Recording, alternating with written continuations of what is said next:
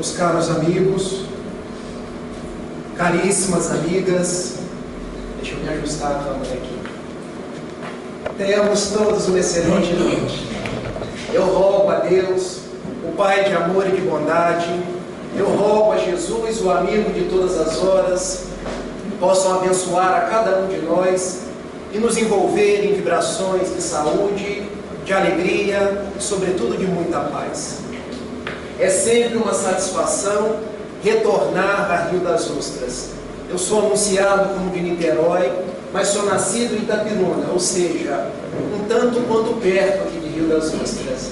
Então, é com alegria que viemos aqui para encontrar a cada um de vocês e podermos, na noite de hoje, dialogar, refletir sobre as lições de Jesus na ótica da veneranda doutrina espírita. Espero não cansar vocês aqui do alto. Eu já sou um pouco alto. Falando do alto, pode ser que os pescoços fiquem um pouco virados para cima. Mas vamos lá. Encontrava-me eu na confraternização das mocidades espíritas aqui do norte e noroeste fluminense no ano de 2003. Era ainda mais jovem do que hoje. Cidade de Campos dos Goitacazes.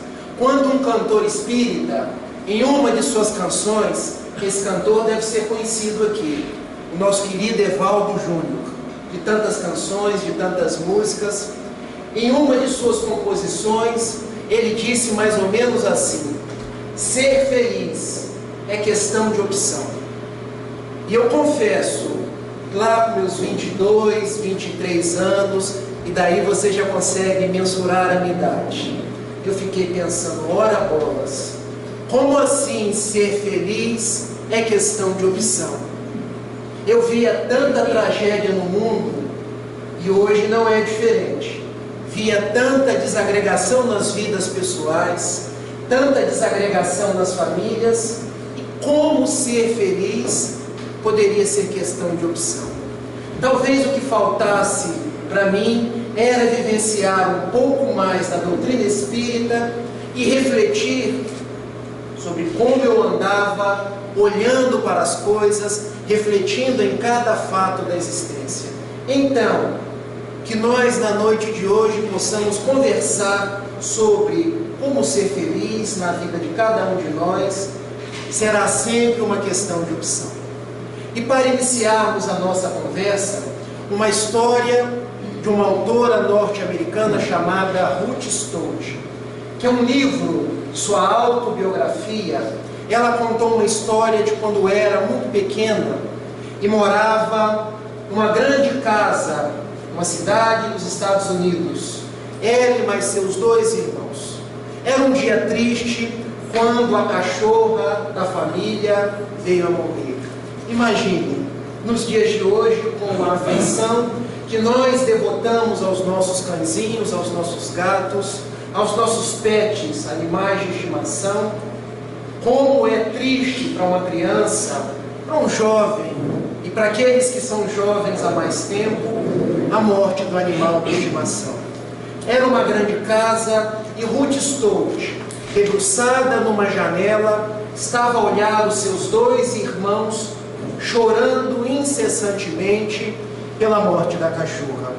Quando, num determinado momento, o seu avô, há sempre alguém de mais experiência, alguém mais vivido do que nós, que vem ao nosso encontro, nos toma pelo braço e nos chama a pensar, nos chama a refletir. Minha neta, o que se passa? E ela, vovô, você não observa? Hoje é um dia muito triste. Por que, minha neta? A nossa cachorra morreu, vovô. Olha os meus irmãos como estão. Eles não param de chorar, vovô. E você, minha neta? Ah, vovô, eu estou muito triste, porque essa cachorra é como se fosse parte da minha vida. É como se fosse minha filha, vovô. E ele então disse para ela: mas você está vendo apenas a vida por uma janela, por um ângulo. Porque felicidade e tristeza, minha neta, depende da forma como nós olhamos os fatos da nossa existência. Quer experimentar? Pois não, vovô, agora quem não entendeu fui eu. Você me explica? Tomando aquela criança pelos braços, ele a leva até uma outra janela da casa que dava de frente a um grande jardim, onde existiam muitas flores, das mais variadas cores, e ele a convidou. O que tu observas agora? Ah, vovô, eu observo que o nosso jardim está muito bonito. Eu observo que o dia, este sol faz com que as pétalas das flores tenham um colorido ainda mais bonito. E agora, como se encontra? Ah, vovô, agora conversando com você, agora admirando as flores, eu me sinto um pouco melhor. E ele então deixa àquela neta, àquela menina, uma lição. Pois aprendemos sempre na vida, minha filha, que quando Deus nos fecha uma janela, Ele nos abre as mais variadas portas. Ou podemos inverter.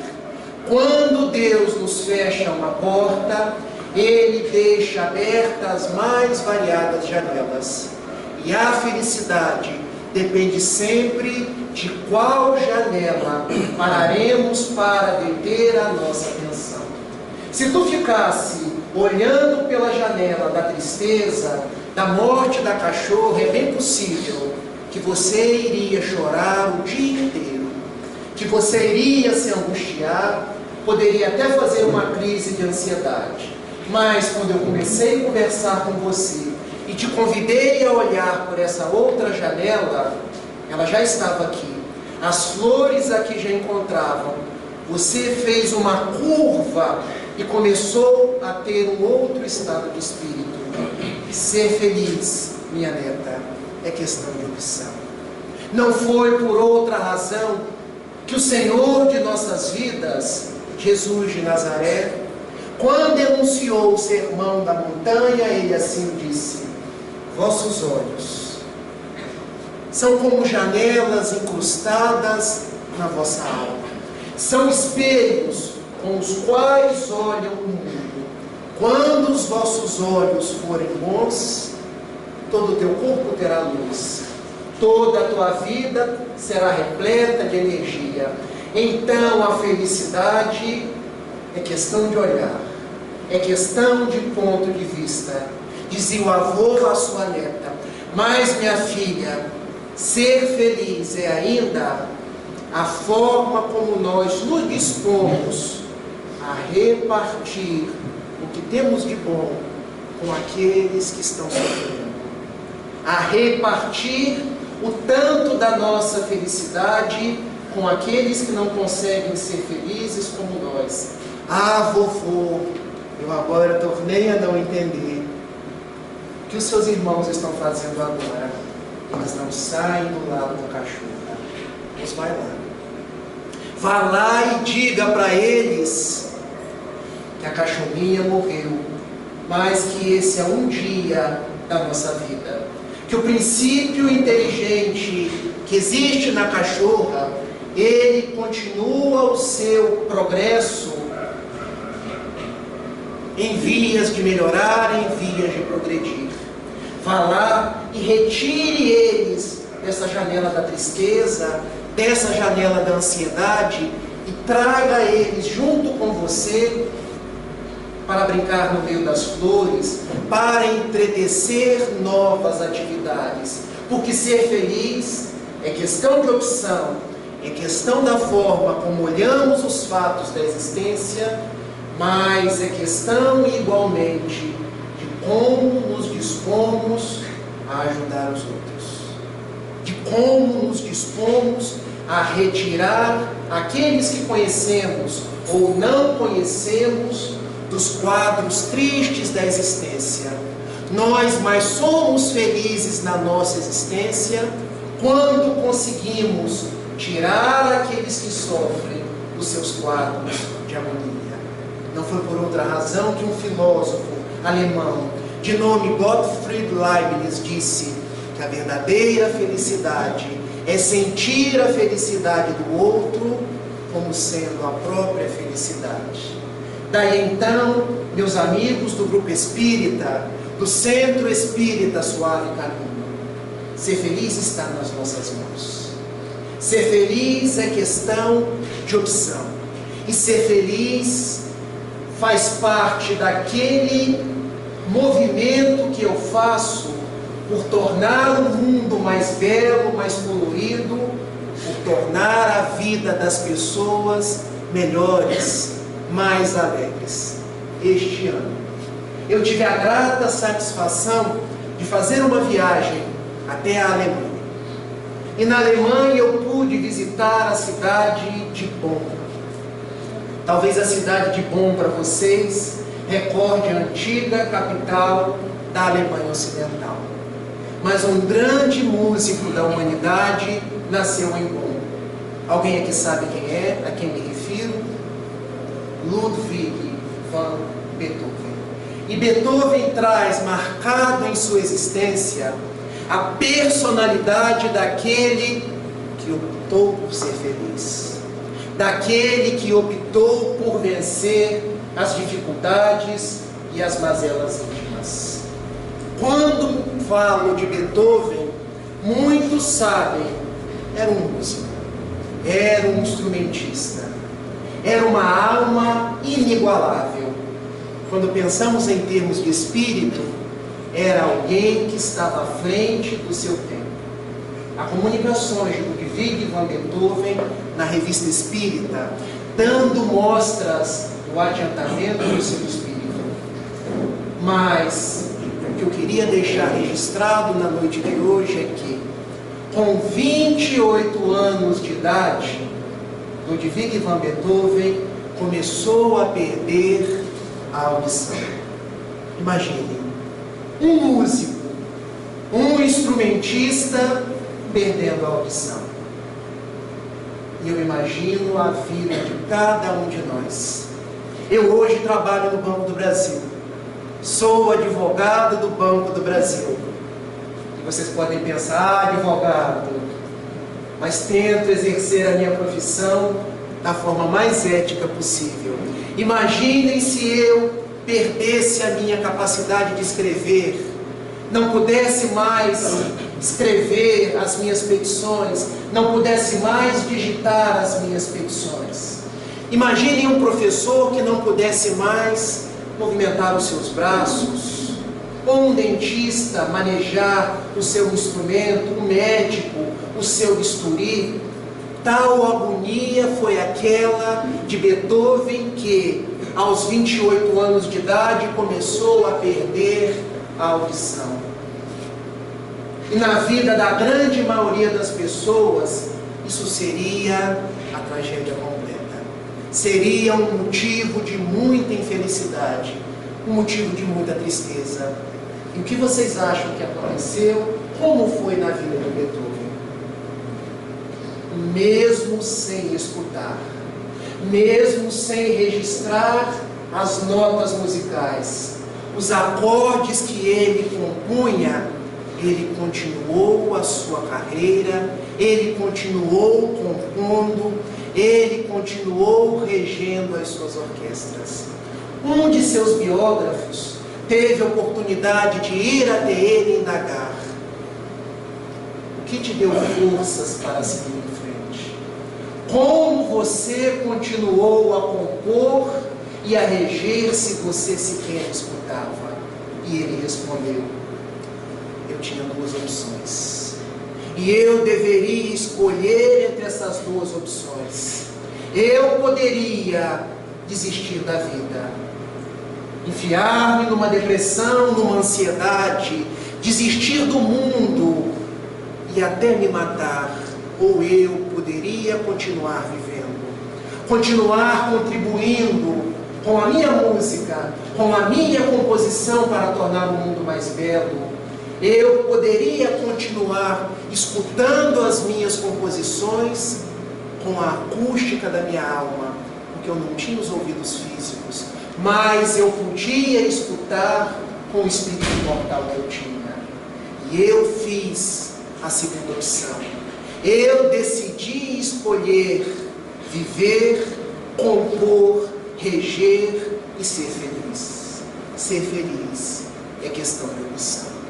Durante todos os fatos da nossa existência, durante os mais variados momentos da nossa vida, quando as adversidades nos chegam, quando a dor vem nos visitar, a gente tem duas opções. Ou eu me entrego, ou eu faço a opção de ser feliz e seguir em frente.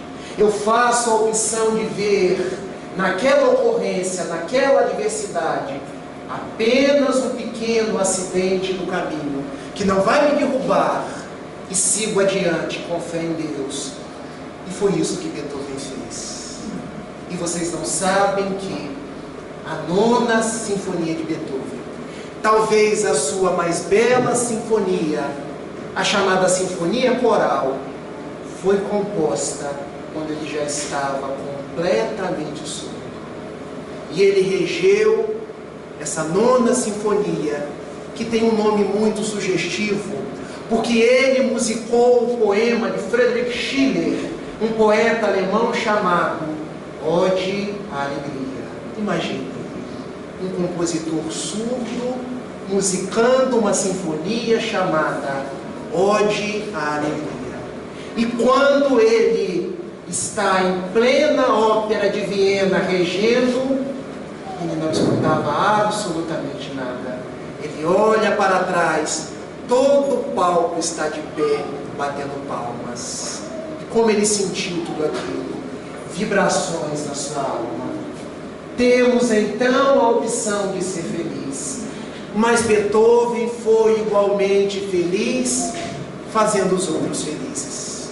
Conta a sua biografia que, certa vez, chegando na sua casa em Bonn, na Alemanha, ele encontra-se com uma mulher cega na porta de sua casa e a cumprimenta. Boa noite, minha irmã. O luar essa noite está lindo.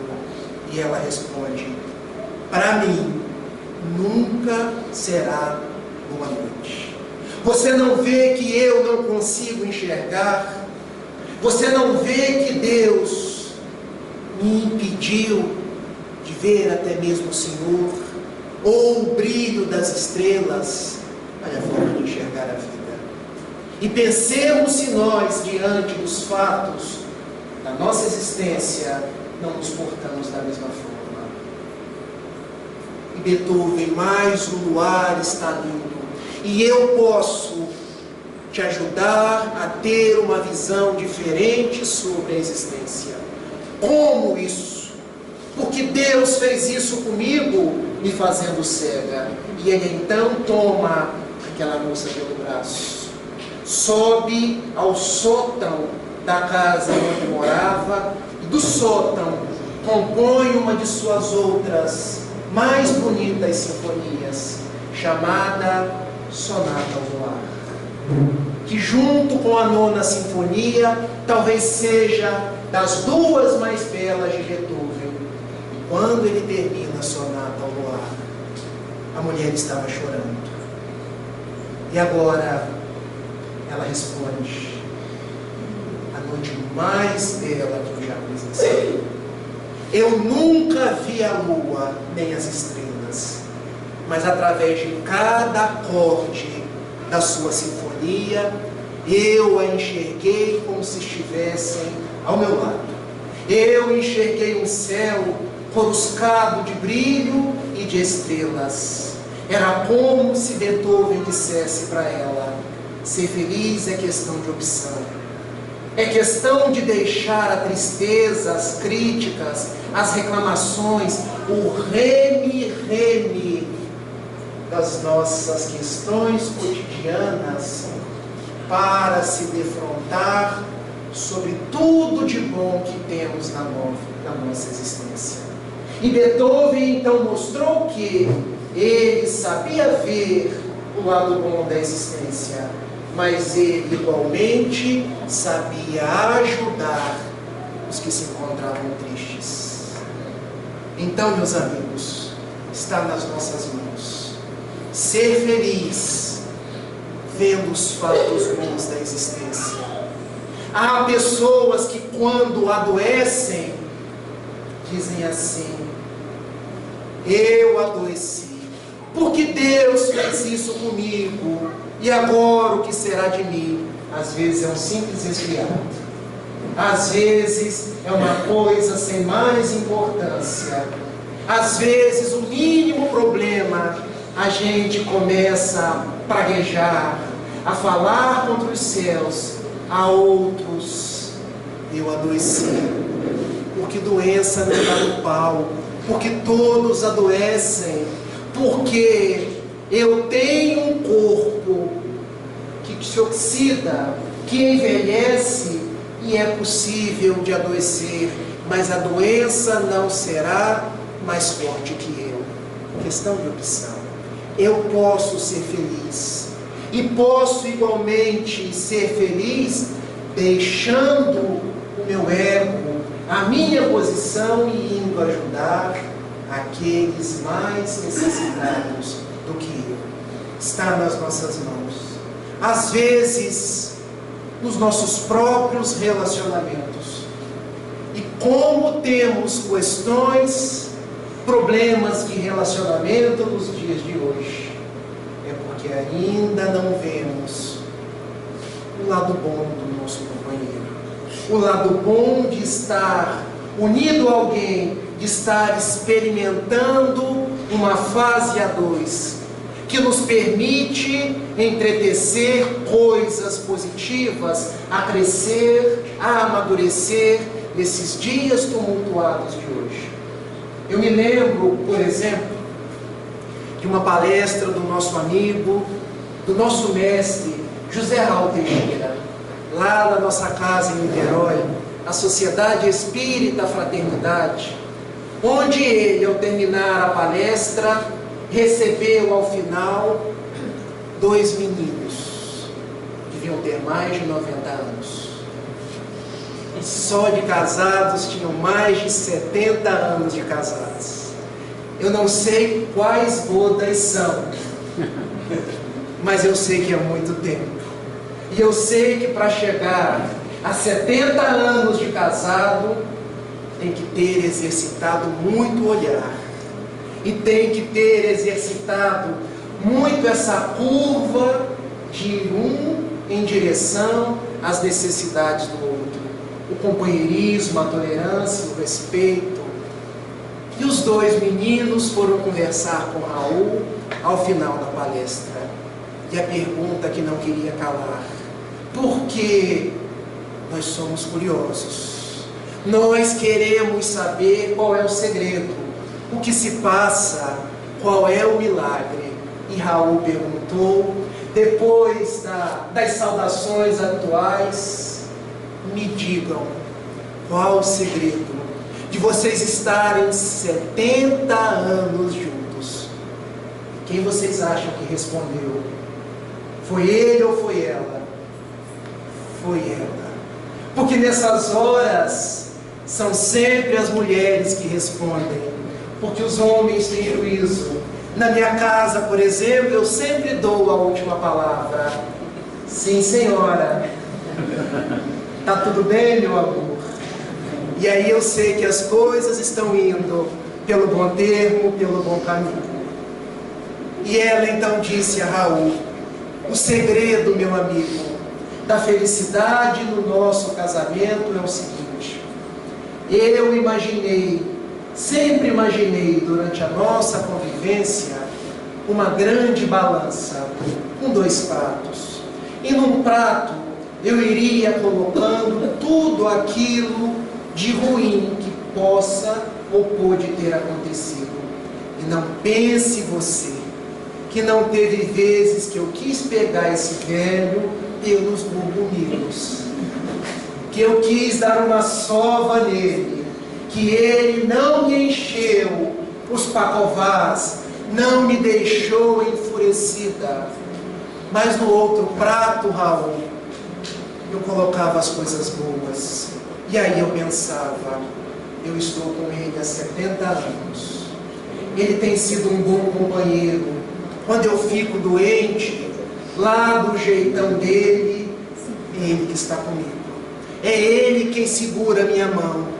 Ele foi um excelente pai.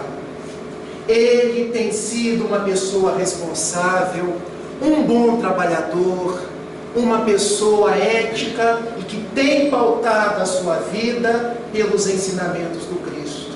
Daí então, Raul, eu percebi que o prato das coisas boas sempre ficava mais pesado.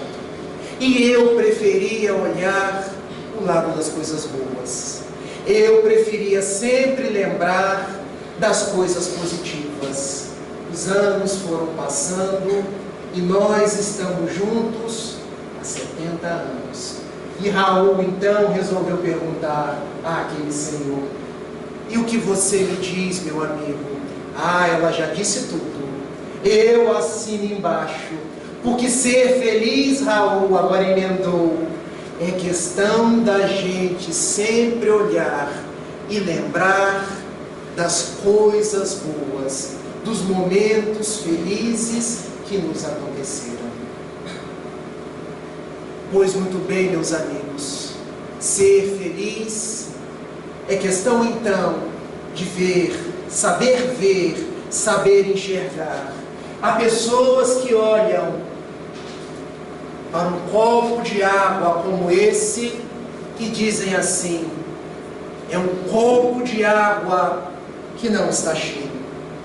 A visão pessimista, a visão da tristeza. Outras pessoas olham para o mesmo copo e dizem diferente: é um copo que está quase cheio. Onde está o segredo? No copo? Vamos trocar o copo? Não. Na água? Vamos trocar a água? Não. O segredo está em quem olha. O segredo está no direcionamento da minha visão. Então, quando eu direcionar a minha visão para o sorriso de uma criança, para as flores que existem pelo caminho, para as coisas boas da existência, para o bem que muitas pessoas estão fazendo, e deixar de falar tão somente na Lava Jato, no julgamento do TSE, em impeachments, em problemas, em coisas que vemos nos jornais, nas mídias impressas, eu estou fazendo uma curva que me levará à tão sonhada felicidade. Existe ainda uma outra proposta para a felicidade. E agora nós entramos numa outra vertente. Eu tenho que cuidar aqui do relógio, né? Porque eu olho para ele olha para mim, a gente tem que manter um diálogo. Há um poeta brasileiro, um poeta santista, de nome Vicente Augusto de Carvalho, que ele escreveu um soneto chamado Velho Tema. E os dois últimos tercetos, um soneto é composto de 2 quartetos e de 2 tercetos. Os 2 últimos tercetos dizia assim: essa felicidade que supomos, árvore dourada que sonhamos, toda arreada com seus dourados pomos, existe sim, mas nós não a alcançamos, porque ela está sempre onde nós a pomos, mas nunca a pomos onde nós estamos. E o que Vicente Augusto de Carvalho estava querendo dizer? No seu lirismo, na sua poesia, estava dizendo para nós: a felicidade existe, ela é palpável, mas nós sempre a colocamos onde nós não estamos, e sempre estamos onde não a colocamos. Como isso, Rafael? Eu não entendi. Vamos aos exemplos?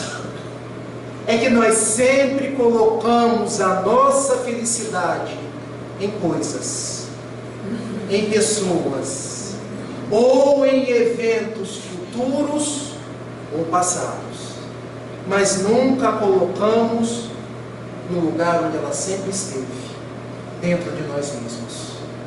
Porque ser feliz é um estado de espírito, é um estado de harmonia íntima, é um estado que não requer condição financeira, condição de saúde, é um estado de interligação com Deus e de procurar agir conforme os seus propósitos. O que é a felicidade para uma criança? Eu me lembro quando eu era criança, ser feliz para mim era soltar pipa, jogar peão, jogar videogame. Talvez hoje já esteja um pouco diferente, porque os celulares e todas as mídias já vêm tomando tanto os dias das crianças que elas já andam até assim, curvadas. Mas num determinado momento aconteceu na minha vida, como acontece na vida de tantas outras crianças. Eu não consigo ser feliz enquanto criança. Eu quero algo mais.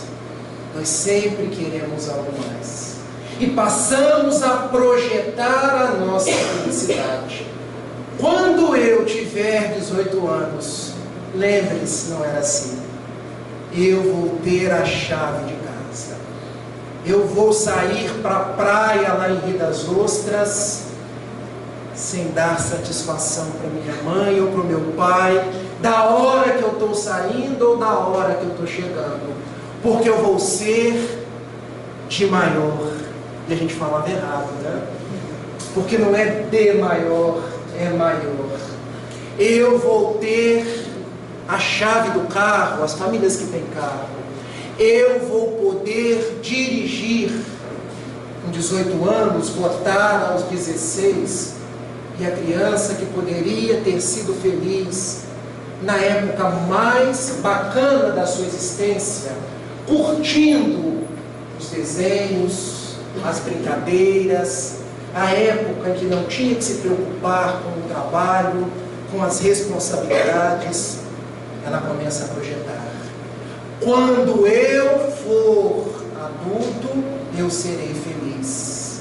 E as projeções nos impedem de ver a felicidade em nós mesmos. E chega a fase adulta, a fase em que as pessoas poderiam ser felizes, a fase onde eu faço a faculdade, a fase onde começam os enamoramentos. Cada uma das fases da nossa vida é repleta de oportunidades e de possibilidades para a nossa felicidade. Mas aí a pessoa que sempre projeta a felicidade, nunca põe onde está, ela começa a pensar: agora eu ainda não sou feliz, porque se eu sou de maior, eu posso ser preso. Porque se eu sou de maior, eu tenho que trabalhar. Que coisa chata esse negócio de trabalhar. Ter que acordar cedo na segunda-feira. Ter que dar satisfação a patrão, que parece que não pensa naquilo que nós empregados damos conta de fazer. E se somos os patrões, esses empregados querem sempre fazer conforme eles acham que deve ser feito, e não da forma correta. E aí, o jovenzinho que poderia ser feliz na sua universidade, nos seus namoros da fase juvenil, ele projeta mais uma vez. E agora vem o sonho dourado de todo mundo: eu não sou feliz agora, mas quando eu me casar, aí eu vou ser feliz. É o sonho. E nós começamos a jogar a nossa felicidade nas pessoas, como se os outros existissem para nos fazer felizes. E não é assim, meus irmãos. A felicidade é íntima. Quando somos felizes, nós irradiamos a nossa felicidade e fazemos o outro igualmente feliz. Mas se estamos insatisfeitos, frustrados e queremos alcançar isso em outra pessoa, vamos fazer o outro frustrado e infeliz. Porque o outro não é uma extensão nossa. Ele é um espírito em lutas, em dificuldades e em crescimento, tal qual cada um de nós. Mas a gente projeta o meu príncipe encantado. Agora não se fala em príncipe mais. Quando eu morava em Itapiruna, as meninas iam passando um homem bonito. Olha que pão que está passando. Depois virou o gato, o tiozão, o tiozinho. Eu vou me casar com ele. É cada bíceps. É o cabelo que joga para um lado, que joga para o outro. Não tem cabelo. O meu também já está acabando. E quando é então o homem que gueixa, vieram as frutas e deixa isso para lá. Casam-se e agora seremos felizes para sempre. Mas se a felicidade não tiver sido uma conquista íntima, uma conquista pessoal, continuaremos infelizes. Bem, abre a porta do carro para mim. Olha, sai depressa, porque ele, além de não abrir, ele pode fechar tão depressa e amassagar a sua mão. E a mulher, quando chega em casa, descobre que casou com um pato, porque o banheiro está sempre encharcado. E as toalhas que deveriam estar dependuradas estão em cima da cama. Estão no chão, porque o marido saiu com os amigos, foi assistir o futebol, foi fazer alguma coisa que ele julgava mais importante. E então, olha, eu ainda não sou feliz. Eu devo ter um casamento de provas. A grande maioria de nós temos um casamento de dificuldades, mas podemos ser felizes com a pessoa que escolhemos. Cada um de nós tem virtudes e o nosso olhar é que nos permite ver a virtude de cada um. E ambos, quando vierem os filhos, nós seremos felizes. Porque aí André Luiz vai reencarnar lá na minha casa, como os espíritas pensam. Porque aí, quem sabe, um espírito nobre vai renascer no meu lar e vai dar jeito em mim, no meu marido, vai ajudar na casa espírita. E aí nasce, eu coloco o nome, André Luiz, Emmanuel, Sheila. E às vezes é o André Luiz, não da série do mundo espiritual. Aquele André Luiz que viveu conosco, que corrompeu conosco e agora volta para a nossa família. Mas nós que não soubemos ser felizes na infância, na adolescência, na juventude, no casamento, projetamos agora nas coisas. Quando eu trabalhar bastante e tiver muito dinheiro, eu vou ser feliz, porque aí eu vou ter uma casa no Rio das Ostras, outra em Cabo Frio, uma na Praia da Ferradura em Búzios, e porque ninguém é de ferro, outra na Serra em Teresópolis, para aqueles dias de frio. E a pessoa ganha dinheiro e descobre que o dinheiro não traz felicidade e começa a reclamar. Puxa vida, como está violento o nosso país. Eu agora não consigo sair de casa. Eu agora preciso de um carro blindado. Mas não era o dinheiro que traria felicidade. Era a consciência tranquila. Era a sensação de dever cumprido. Era a sensação de paz na alma. E a pessoa fica rica, milionária, trilhardária e não fica feliz. Mas aí vem o sonho. Quando eu me aposentar, aí eu vou ser feliz. Porque aí eu vou trabalhar lá no centro do Suave Caminho. Eu vou ficar na porta dando mensagem, eu vou distribuir enxoval, eu vou distribuir cesta básica, mas aí descobre que a aposentadoria no Brasil está cada vez mais longe. Ainda mais com tantas e tantas reformas da Previdência. O que nos impediu de ser felizes? Foram os problemas? Foi nós. Eu podia estar no suave caminho desde os meus dias na meninice, dando as cestas básicas, vindo aqui em cima tremer com a mão no microfone, porque falar em público não é fácil, dando o melhor de mim, porque quanto mais eu dou, mais eu sou feliz. Quanto mais eu quero receber, mais eu vou ficando insatisfeito. Porque isso é tal qual beber água do mar. A pessoa que deseja dinheiro, ela tem sede de algo que ela desconhece. E ela bebe água salgada. Como é salgada, ela bebe cada vez mais água e vai ficando cada vez com mais sede e mais infeliz. Aposentamos e ainda não somos felizes, mas projetamos uma vez mais a nossa felicidade. Quando eu desencarnar, aí eu vou ser feliz, porque Dr. Bezerra de Menezes vai olhar para mim e dizer: esse foi trabalhador devoto lá da Casa do Suave Caminho. Esse eu vou trazer para uma colônia espiritual. E a gente continua infeliz. Porque a morte, o processo de desencarnação, não é um passe de mágica. Não é uma varinha de condão que a gente desencarna com problema e aparece no plano espiritual livre, lépido e fagueiro.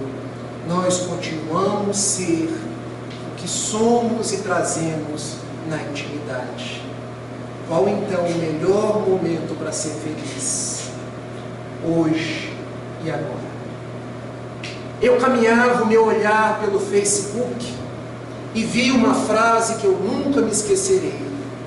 O ontem é o hoje que já passou. E o amanhã é o hoje que ainda nem chegou. Devemos ser felizes hoje. Devemos ser felizes com aquilo que nós temos, com os recursos de que dispomos, com as pessoas que temos ao nosso redor, porque foi o que de melhor Deus conseguiu nos dar para que pudéssemos progredir. É apenas questão de olhar. Mas a gente ainda hoje, quando costuma olhar as gramas das casas, a gente olha para o vizinho e ela está sempre mais verde. Valorizemos então aquilo que é nosso.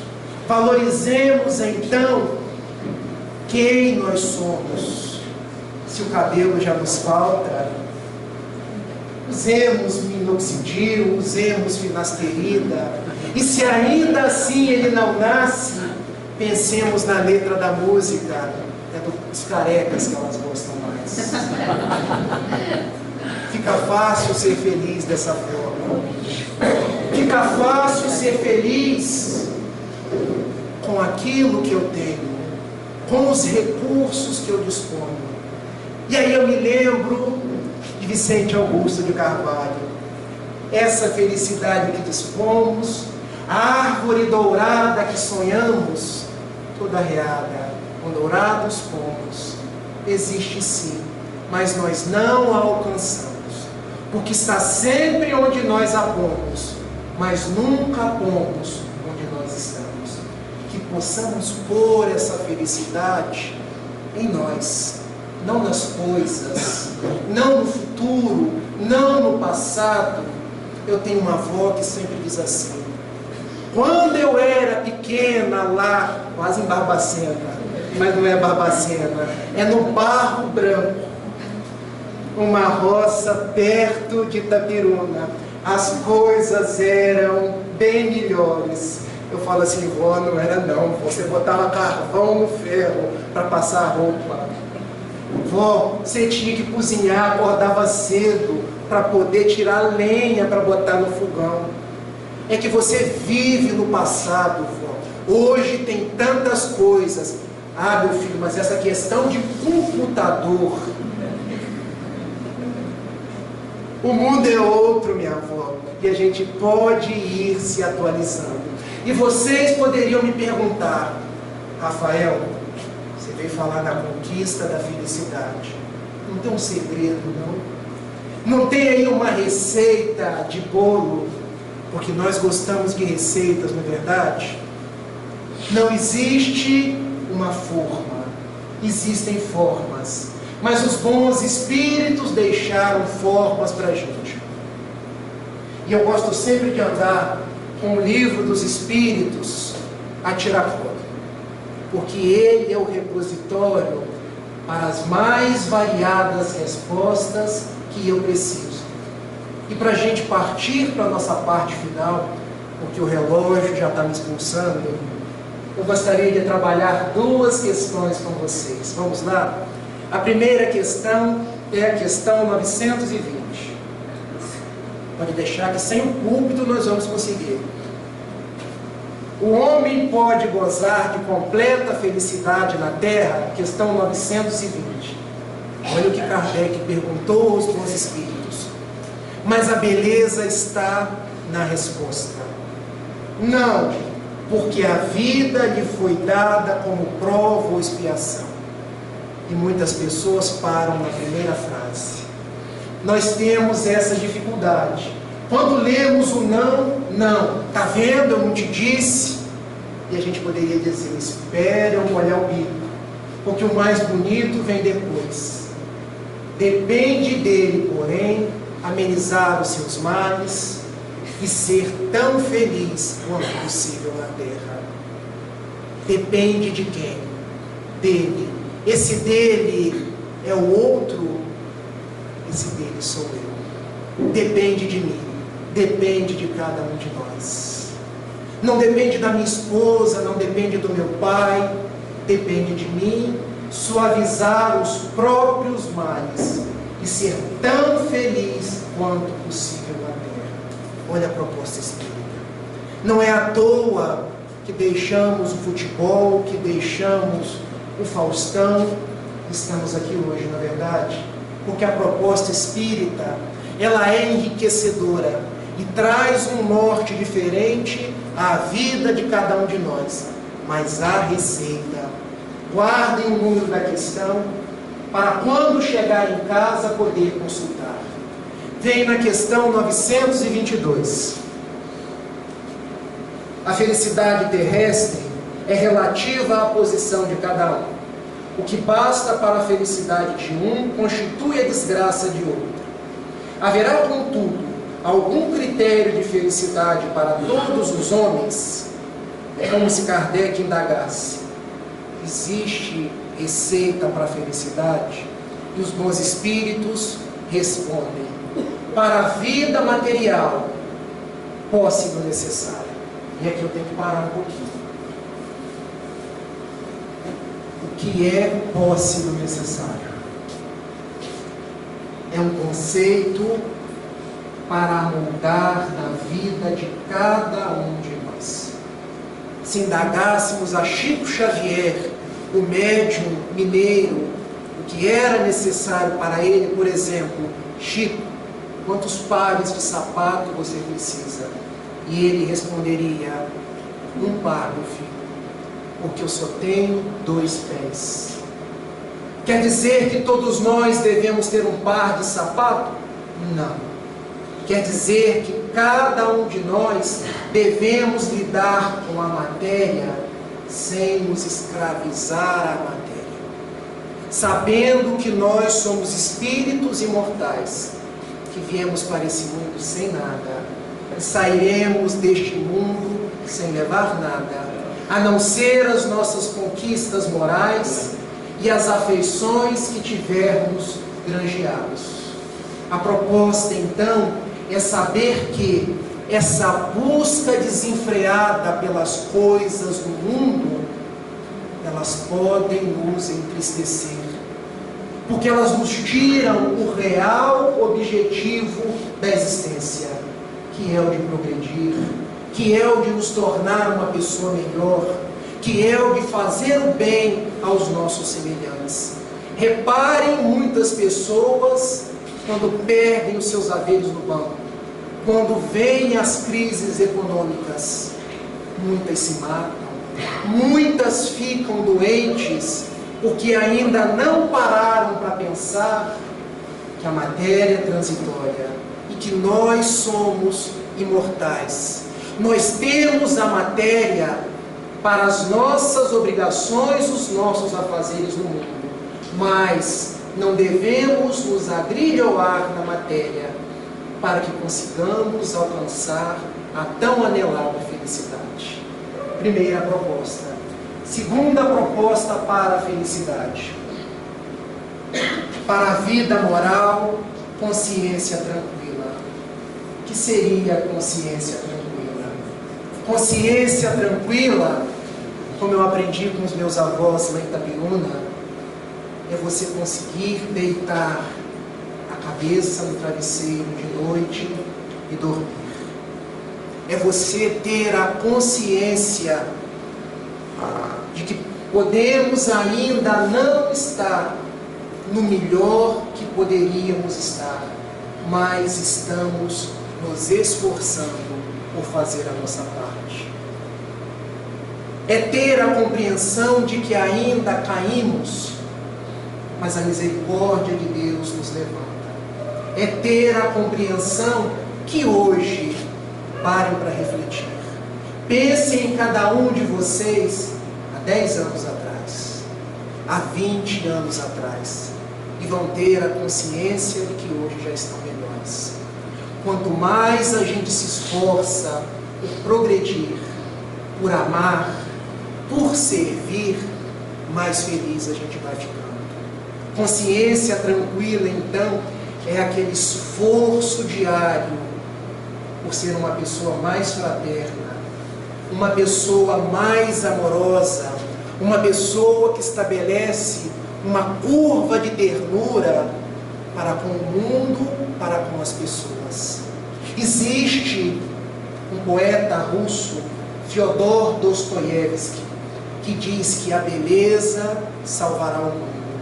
E a beleza decorre dos atos daquelas pessoas que, com a consciência tranquila, se esforçam por fazer a vida mais bonita. Enquanto muitos roubam, ela é aquela pessoa honesta.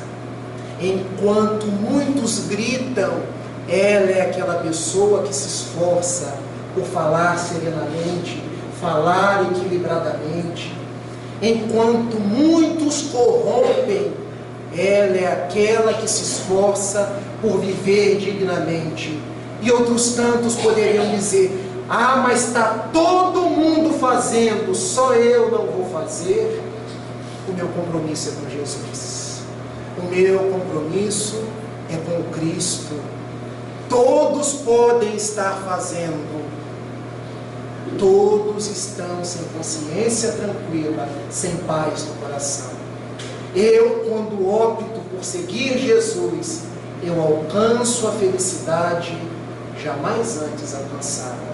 Por isso os bons espíritos dizem: aquele que encontrou veramente Jesus no íntimo do coração, jamais será triste. Última proposta para a felicidade: fé no futuro. Vejamos, vivemos dias de muitas dificuldades.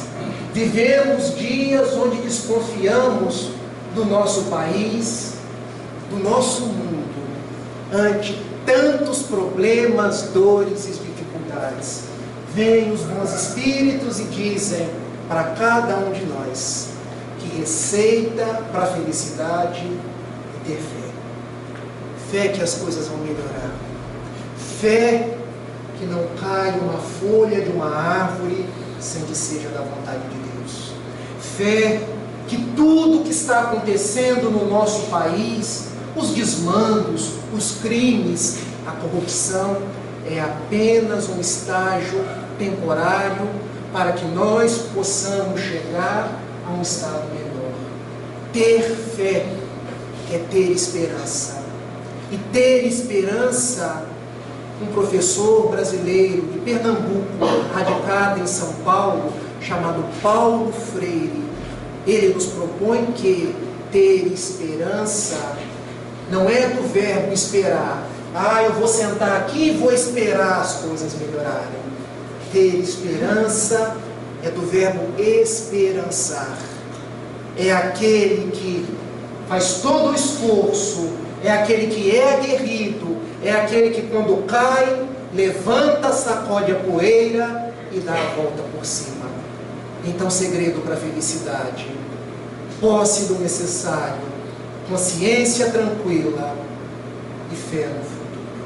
Para chegarmos, enfim, já que está na nossa hora, no grande segredo da felicidade: Jesus de Nazaré. Ele que anunciou no seu Evangelho: eu sou o caminho, a verdade, a vida. Ninguém vai ao Pai, ninguém encontrará a felicidade senão através de mim. Estamos tão saudosos, estamos tão necessitados de Jesus nesse dia. Possamos então nos aconchegar a Ele, pela proposta espírita, viver os seus ensinamentos, tendo em mente que ser feliz é questão de opção, é questão de como eu enxergo as coisas, é questão de como eu ajudo o meu próximo. Ser feliz não é projetar para o futuro ou para o passado, é viver o hoje e agora. Ser feliz não é atribuir a pessoas ou coisas, é viver intimamente essa interligação com Deus. Ser feliz é ter a consciência tranquila, a posse do necessário e a fé em Jesus de que o mundo vai melhorar. Termino com outro soneto, agora da poetisa baiana Maria Dolores, que eu endereço a cada um de vós, que pelas mãos de Francisco Cândido Xavier, ela assim disse: onde estiver Jesus, alma querida e boa, ilusões, erros, falhas apareçam embora. Ainda mesmo que o mal em torno desarvora, ilumina, esclarece, ampare e aperfeiçoa. Onde estiver Jesus, nada se desatua. O engano pede luz onde a verdade mora. A caridade reina, a esperança ora a ora. Alteia-se mais bela, o trabalho abençoa. Onde estiver Jesus, ainda que humilhado ou sozinho, nas desfigurações ou nos aleives do caminho, alteia-se de amor, que é sol ardente e fecundo. Onde estiver Jesus, eis que Jesus te espera. A bondade, o perdão, a decisão, a paz e a fé sincera, para a glória da vida e para a felicidade do mundo. Muita paz, muito obrigado, e que Jesus abençoe a cada um de vocês.